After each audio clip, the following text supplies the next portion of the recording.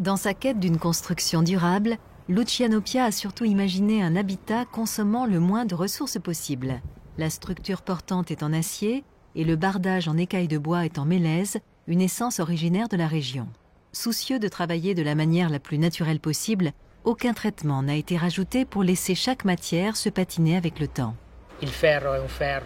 On a utilisé un fer Corten qui rouille et qui n'est pas traité. Le bois, c'est du mélèze qui devient gris en vieillissant. Il moisit légèrement et se patine naturellement. Le verre, on l'a bien évidemment utilisé pour faire entrer la lumière dans les appartements. Et comme vous le savez, le verre se compose de matériaux naturels, comme la silice ou d'autres éléments qu'on trouve dans la nature.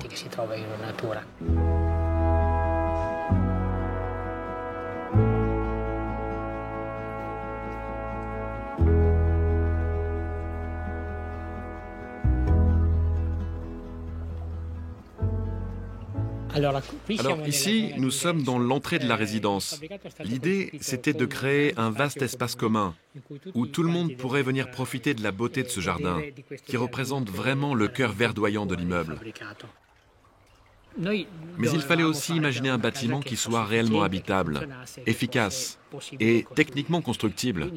Alors, plutôt que de choisir un plaquage en bois qui aurait été très dessiné, très soigné, très fignolé, on a préféré choisir un type de revêtement qui soit le plus naturel et le plus spontané possible. On a donc opté pour de la tuile de bois, selon un style de construction très traditionnel. Elle donne cette impression de spontanéité et de fraîcheur que beaucoup de plaquages en bois n'ont pas ou non plus. Quand on regarde à l'extérieur du bâtiment, nous n'avons pas de vue agréable comme on peut en avoir dans le centre historique de Turin. De ce fait, le bâtiment a été conçu comme un immeuble très introverti. Il est tourné sur lui-même, un peu comme une île paradisiaque à l'intérieur de laquelle il fait bon vivre.